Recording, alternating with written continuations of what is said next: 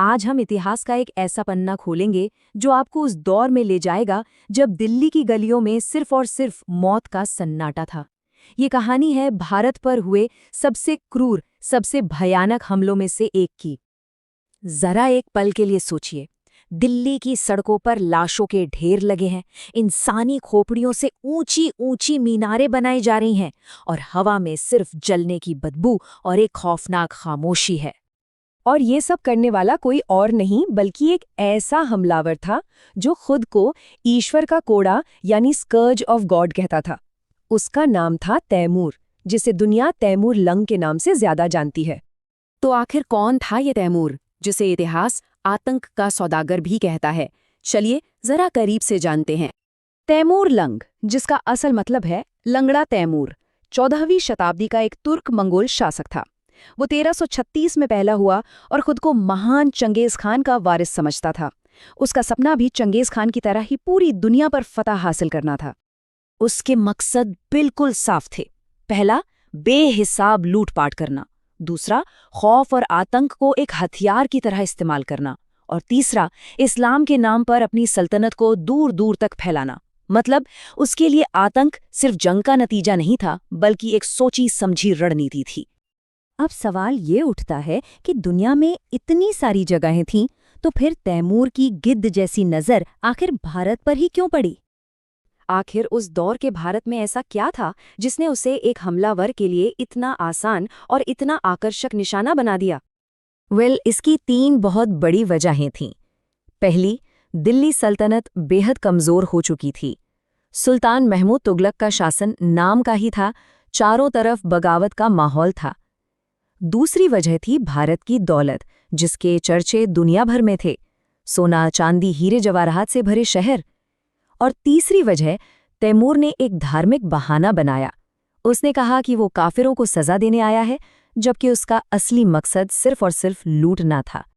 और बस इन्हीं वजहों के साथ तैमूर ने अपनी खूनी चढ़ाई शुरू की। एक ऐसा रास्ता जो सिर्फ तबाही और बर्बादी से होकर गुजरने वाला था। साल था 1398। तैमूर ने सिंधु नदी पार की और पंजाब और हरियाणा को रौंदता हुआ आगे बढ़ा।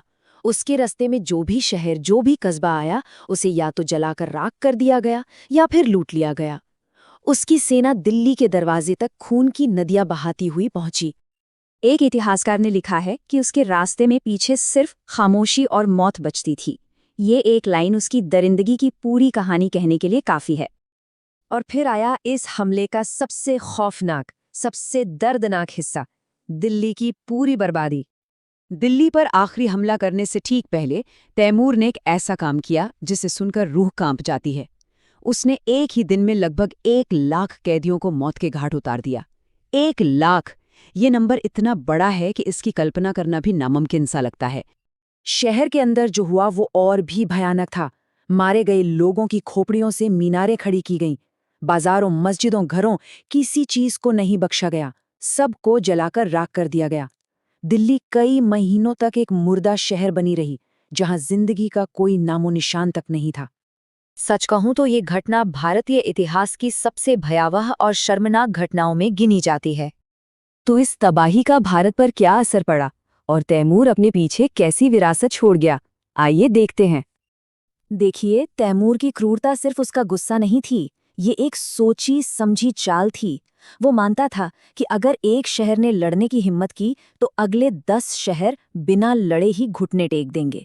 इसीलिए वो जानबूझकर इतने बड़े पैमाने पर कत्लेआम करता था ताकि उसका खौफ उसकी सेना से भी तेज पहुंचे।